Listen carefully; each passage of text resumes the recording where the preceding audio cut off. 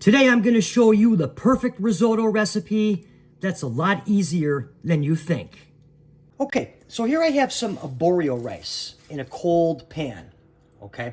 We want to start with a cold pan, and I'll explain why in a second. First, if it's your first time here, I welcome you, and if you've cooked with me before, I welcome you back, okay? So what we want to do is, I have about a cup of unrinsed arborio rice, and to that we're going to add a decent amount of olive oil to the pan, okay? Now I know making risotto can be intimidating, but actually it's very easy, and I'm gonna walk you through it step by step, okay? What it takes is time, all right? It takes time. This is not something that's gonna be ready in 10 minutes, okay? So once we get our rice nice and coated with the oil here, what we're going to do is we're gonna add butter and then some diced onions and garlic right in the pan here, okay? We're gonna turn this on to a low heat, okay? And if you're cooking in a cast iron pan, you definitely wanna have a very low heat. I wanna bring this all up together because if my pan was super hot, okay? If the pan was super hot, I don't want all my ingredients to burn. All right, so while this warms up, let me show you what I have going on the back burner.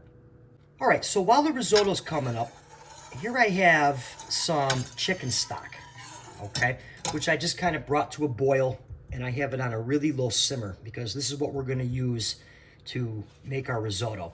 If you're a vegetarian, you can use vegetarian stock. All right, so after a couple minutes, our pan's starting to warm up, and the butter's not melted yet, but that's okay. So I'm going to grab my spatula here, or my spoon. We're just going to start cooking this low and slow, all right? And we want to cook the rice for a couple minutes until it's opaque. And while that's cooking, I'll show you my spatula here. One of my friends is a woodworker, and he made this for me for my birthday because I'm left-handed. And you can see that this little lip right here is for us lefties. So if you're right-handed, you have to hold it this way or whatever. So shout out to my friend Todd for always hooking me up with left-handed appliances. Okay. So back to the risotto. Once again, my pan is on a very low heat, and we're just gonna saute everything together here, all nice and happy, for about 2 to 3 minutes until the rice is opaque. Okay, so after about 3-4 minutes on a really nice low heat, the rice has come to a really nice opaque color, okay? You can also start to smell it cook. And like I mentioned earlier, this is a great recipe, low and slow, it takes time. All right, so now what we're gonna do is we're gonna add our chicken stock, all right? And with that sizzle, even though my pan is on a medium-low heat, I'm actually gonna turn it down, all right? Because what's gonna happen is that the rice is gonna absorb this chicken stock. The rice is gonna absorb the chicken stock as it cooks, low and slow. This is a great time to where you can get out of doing laundry for the day. Your spouse wants you to do laundry. You can say, sorry, honey, I'm making risotto for dinner tonight. So now that we have incorporated our chicken stock into our rice mixture here, we're gonna continue to go, and the rice is gonna actually absorb all the liquid. I'm actually gonna show you when to add more stock. I think that's where everybody gets confused as to when to add more stock. So we're gonna let this go, once again, low and slow. All right, so it's been a couple minutes, and our risotto's cooking up nice. Let's try to make sure you get all the rice off from the side of the pan, okay? So now I'm gonna add about half a cup of white wine. Here I have some Pinot Grigio. Remember, you never wanna cook with a wine you wouldn't drink. So we're just gonna incorporate that into our risotto and just let that cook.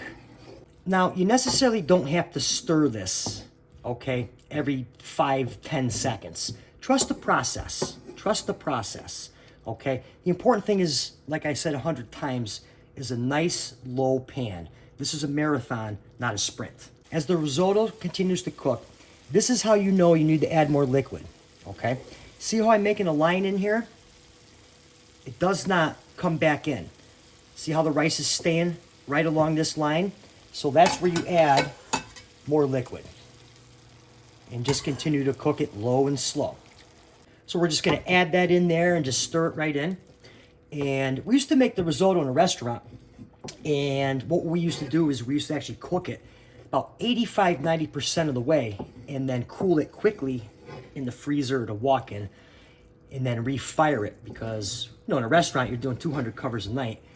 It takes a lot of time to make risotto. However, the local health department didn't like that. But that's a different story altogether. So we're gonna let this keep going low and slow. Okay, so we've been cooking our risotto, arborio rice, for about 15 minutes here. And let me zoom in on this real quick. All right, see how we're starting to get this creamy consistency here, right in here, see that? Okay, sorry for the zoom in, but this is exactly what we're going for, okay? Okay, so back to that slide test right there, perfect. We're gonna add more stock and just work it in. Total cook time right now is about 35 minutes, low and slow. And our risotto is exactly where we want it. So what I did was I shut the pan off. To that I'm gonna add just a little bit of fresh ground black pepper and some shredded Parmesan cheese, okay? Real Parmesan cheese. We're just gonna work this in here. You do not wanna use the shaker cheese, the Kraft brand, or even the other brand you get in the deli, because it has cellulose powder in it, which is an anti-caking agent, which will turn this to mush. It'll just doesn't work, okay? So the pan is off, and I'm just working in the Parmesan cheese, just like that. I'm not adding any salt because there's plenty of salt from the broth, okay? Work it in. Just let that cheese melt, just like that. Super creamy, super starchy. Let's get this guy plated up. All right, so we're just gonna take our risotto and just kind of plate it up here real quick. Man, does this smell good? Absolutely amazing how good this is. Like I said, it takes time, but it's worth the time. All right. So once I get that plated up, I just like to grab a little fresh basil here. I'm just gonna tear it up, throw it right on here. Just like that. Now we can get into it. Okay, let's dive into this right now. This is super, super hot, but smells amazing. Oh my God. Wash it down with a little white wine. Oh, that is absolutely amazing. This came out absolutely amazing. I mean, you don't have to be intimidated by making risotto ever again. This is a great excuse to not even go to work the next day. Your boss can say, hey, why don't you come in? I was home learning how to make risotto. But at the end of the day, it all comes down to time and patience. Perfectly cooked, just right on the money. I really hope you like this recipe. Give it a shot. Let me know what you think. And for another good recipe, be sure to watch the video that's on your screen right now, and I'll see you over there.